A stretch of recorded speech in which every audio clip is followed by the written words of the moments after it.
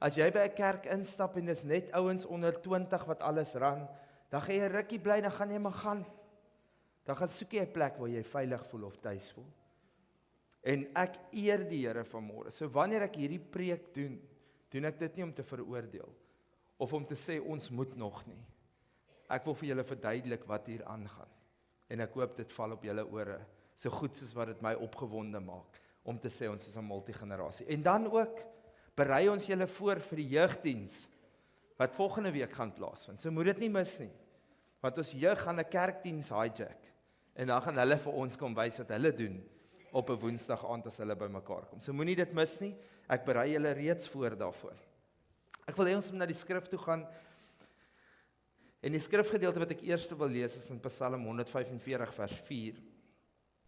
Hy sê die een geslag sal aan die ander u werke prys en u magtige dade verkondig. Nou, hoor gou daai woorde, hy sê in die Engels en die NIV, one generation commends your work to another. Wat sê ons gewoonlik in die kerk? As ons in 'n kerk is wat nie verwelkomend is vir multigenerasies nie, dan het ons hierdie slegte eienskap van of ons probeer wat die jong mense se voorkeur is, afdruk op die ouer mense, of ons probeer dit wat die ouer mense gewoond was aan, afdruk op die jong mense. Kom sê amen of eina. Want die oomblik wat iets nie is soos ek gewoond is nie, dan spring iets hier binnekant in my op. En dan dink ek, ugh! En ek gaan nou die worship team as 'n voorbeeld gebruik, ek hoop hulle vergewe my, julle sal verstaan, hulle is af volgende week, so as hulle nie opdaag, hulle is nie kwaad nie, die toets is oor 2 weke as hulle nie terugkom nie. Maar ons het hier begin, en ons het met die akoestiese swart klavier wat in die koffiekamer is, dis hoe ons sange gelei het. Toe sê ek vir hulle ouens, okay, ons moet nou oorgaan na elektriese klavier toe.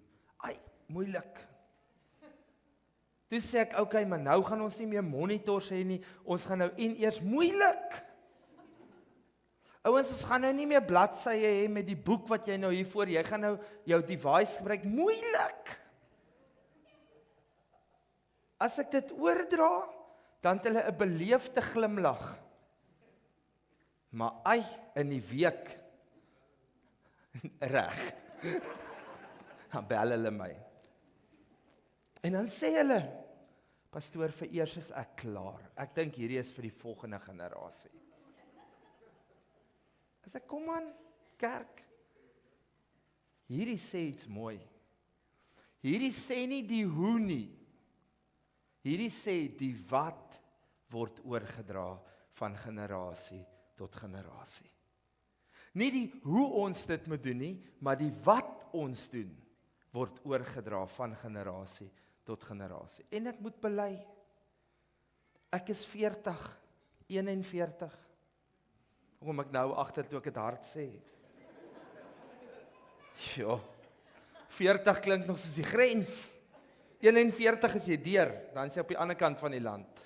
Kyk, ons sê nie hoe die land lyk nie, ons sê maar net. My kinders praat van die woord oorgestimuleer. Dis 'n mooi woord vir geïrriteerd. As daar 'n liedjie op daai radio speel, wat meer as 3 keer doef, en dieselfde reeltjie herhaal, ek kan dit hier vir die Here doen, maar moenie vir my in die kar dit speel nie. En as ek nie kan hoor wat hulle sê nie, oorgestimuleerd. Nou, hoe weet jy jy's op daai ouderdom? Die oomblik wat jy die radio sagter sit om te dink, sê oor 40. Okay, wag, ons moet by die Bybel uitkom. So ek raak ook oorgestimuleerd met sekere maniere waarop mense goed doen. Ek doen ook die moeite om wanneer ek met verlof is, groot kerke by te woon. Ek het Hillsong bygewoon en ek het 'n groot kerk in Secunda bygewoon. En as hulle begin, is dit ook buite my styl. Dit is ook klink soos wêreldse musiek. En ek het nooit gedink ek gaan dit sê nie, want ek het myself as volwasse beskou. Om te sê, ag, ons prys die Here, maak nie saak hoe die sange klink nie. Julle hoor, ek het dit al hier gesê.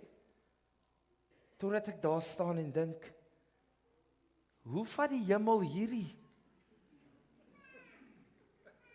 is dit regtig die keyboard dromme wat aanvaarbaar is, daar waar die engele regte dromme kan speel? Hoor julle wat ek sê? Ek trap self in daai struik. Totdat ek weer hierdie skrif lees en sê, wag bietjie. Dit gaan nie oor hoe ons dit doen nie. Dit gaan oor watse pakkie dra jy oor. Wat is dit wat moet gebeur? Ons moet in die teenwoordigheid van die Here wees. Wat is dit wat moet gebeur? Ons moet 'n offer vir God bring. En party gaan in 'n kinderlike gebede doen met 'n fyn, sagte stemmetjie of selfs glad nie verbaal nie. En ander gaan nou weer bid dat die vuur val en die mat deurloop. Gaan nie oor die hoe nie, dit gaan oor die wat. En hierdie skrif sê, die een geslag prys u werke, by die ander vertel van wat die Here gedoen het. En nie hoe ons hom moet benader nie. Die tweede skrifgedeelte wat ek graag wil lees, en ek gaan meeste van die skrifte aan die begin lees, is Deuteronomium 6 vers 4 tot 9, maar ek wil net gou een stukkie daar uithaal. Hy sê, en jy moet dit jou kinders inskerp, en jy moet daaroor spreek, as jy in jou huis sit, as jy op jou pad is, en as jy gaan lê, en as jy gaan opstaan. So die tweede ding wat ek in hierdie skrifte raak lees is, die wat word nie oorgedra net hier nie. Die wat is die verantwoordelikheid vir julle as ouers vir julle kinders. As jou kind net hoor van die Here in hierdie gebou, sê ek vanmôre vir jou, jy het groot moeilikheid. Hulle hoef dit nie te hoor nie, maar hulle kan dit sien. Want iewers sê dit vir my, dit moet die heeltyd konstant wees. My grootste dilemma met ons gemeenskap in Robertson is, ons het twee verskillende lewens. Ons Saterdag aand en ons Sondagoggend lyk verskillend. Ons werk en ons kerk lyk verskillend. Dit kom net nie by mekaar nie. En weet julle wat, jy verwar nie die mense by jou werk nie, en jy verwar nie die mense by jou kerk nie, want hulle ken net een kant van jou. Jy verwar jou kinders, vir wie jy veronderstel was om hierdie oor te vertel, wat kyk en luister. En dan is ons altyd so verbaas. Ek sê altyd, jy sal hoor of jy vloek, wanneer jou kind begin praat. Want hulle kan dan maar woorde aanhaal. En wanneer hulle die storie vertel, die ouers, dan is die eerste sin wat hulle sê, pastoor, ek weet nie waar hulle dit gehoor nie. Okay, maar dan kuier hulle by die verkeerde mense, of hulle bly dalk by die verkeerde mense. Om hierdie oor te dra van generasies, is nie kerk nie. Dis ook kerk. Maar dis kerk by die huis, wat die krag dra van hierdie skrifgedeelte. Die derde skrifgedeelte wat ek graag sal wil voorhou, wil ek 'n gedeelte lees, en dit is uit Psalm 78. Ek het 1 tot 8 uitgesit, maar gaan net 'n gedeelte lees. Wat ons gehoor het en weet, het ons vaders ons vertel. Dit sal ons nie verberg vir ons kinders nie, maar aan die volgende geslag vertel, die roemryke dade van die Here en sy mag, sy wonders, wat hy gedoen het. Hy tog het die getuienis opgerig in Jakob, en hy het dit gegee in Israel, wat hy ons vaders beveel het, om dit aan die kinders bekend te maak, sodat die volgende geslag dit kan weet. Hy sê die kinders wat gebore word, dat hulle kan opstaan en vertel aan hulle kinders, en hulle vertroue op God kan stel, en die dade van God nie sal vergeet nie. Jy sien, ons het nou gepraat oor Abraham, Isak, Jakob, Josef. Maar toe ek voorberei, toe besef ek, die dilemma lê by die volgende. Ons hoor hoe 'n geslag op 'n slag in beheer is. Maar ek wonder, waar in die Bybel, behalwe die tekste, vertel dit ons wat gebeur terwyl daar 2 of selfs 3 geslagte saamlewe en in een huis bly. Wie doen dan wat? En ek sê altyd wanneer jong mense 18 jaar oud word, Kyk, in hulle matriekjaar, en ek bely, ek's jammer as jy in matriek is, jy is nou in daai fase, waar jy slimmer is as die slimste grootmens. Jy vertel vir hulle niks. Jy moet nog leer wat hulle al vergeet het. Dis 'n natuurlike proses. Dis reg, dit moet so wees. Want in die natuur met diere gebeur dieselfde. Want as hulle nie daar leer in daai laaste 6 maande, hoe vind ek myself, glo in myself en verstaan myself nie? Hoe gaan hulle op 18 uit jou huis uitstap? Jy wil mos nie hulle moet dit buite jou huis doen nie. Wanneer hulle dit doen, gee vir hulle die ruimte, want dit is die aanduiding dat die kykin is te groot vir die nes. En dis amper tyd. Nou party wil die mamma, nee, wag, stop. Saam met die kykin spring en hoop hy's okay. Die ander is so bly as dit gebeur. Hulle skop graag. Dan moet jy maar vlieg of val, doen wat jy moet. Dis 'n natuurlike proses. Maar om in een huis saam te bly, bring jy die wroging, as jy verby daai proses nog steeds in een huis is. Want dan staan 3 groot mense in die huis. Pa, ma en 'n groot mens. Dis nie meer pa, ma en 'n kind nie. Nou begin hierdie reëls van onder my dak, my reëls. En ek sê dit vir die ouers. As jy jou eie reëls wil hê, kry jou eie dak. Maar as jy nie die afdak kan betaal nie, dan moet jy maar bly by die wat dit kan betaal. Julle weet ek's besig om vir my eie kind te preek, nê? Jy het hierdie pips, nê? Jy gaan bly. Maar dis die wroging. Want ons is almal groot mense, maar nou is ons in een gebou. Ons almal het 'n voorkeur. Ons almal het 'n persoonlike voorkeur. Maar ons wroeg hierso saam om die huis van die Here te bou. En dit is 'n wonderwerk, dat ons na daai foto kan kyk en sê, ek dink ons kry dit reg. Weet julle hoekom? Want ons fokus is Jesus. En dis nie 'n voorkeur van individue nie. Ons doen wat die Here vir ons sê. En dan gebeur dit. Die volgende skrifgedeelte wat ek graag wil aanhaal, is in Maleagi 4 vers 5 tot 6. Hy sê, kyk, ek stuur julle die profeet Elia, voordat die groot en vreeslike dag van die Here aanbreek. En hy sal die hart van die vaders terugbring tot die kinders, en die hart van die kinders tot hulle vaders, sodat ek nie hoef te kom en die land met die banvloek te tref nie. Hoor gou hier, as ons hierdie nie reg kry nie, dan moet die Here intree.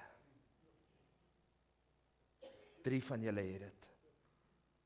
As die Here intree, dan sit hy jou deur jou woestyntyd, om jou te leer wat die regte ding is om te doen. Is ek reg? So as ons hierdie nie reg kry nie, dan gaan ons deur 'n leerfase, deur 'n louteringsproses. En wat die Here vir my wys is, as ons hierdie nie reg kry nie, dan begin die vuur al hoe warmer draai, en al hoe warmer draai, en al hoe warmer draai. En as die vuur te warm raak, dan spring mense uit. En in plaas van om gesuiwer te word, raak ons net al hoe vuiler. En ek wil gou die volgende sê. Wanneer jy 'n ring vat om gesmelt te word, om 'n nuwe ring te maak, hoor gou mooi, dan is dit 'n beautiful ring, wat in 'n bakkie ingaan en verhit word.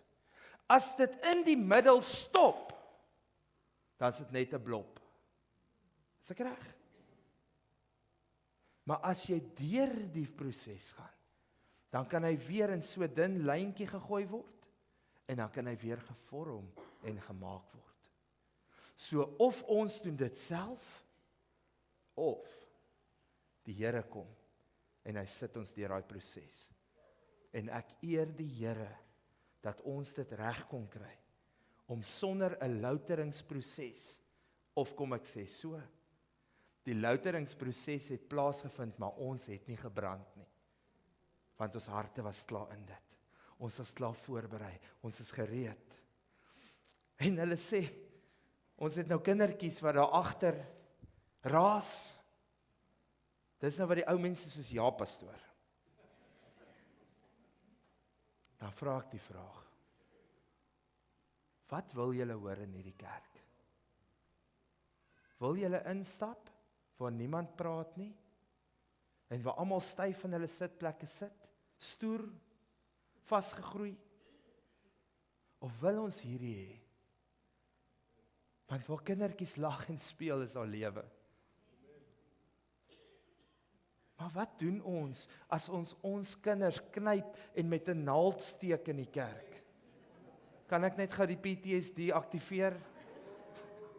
Daai kyk, dis of nou, of by die huis.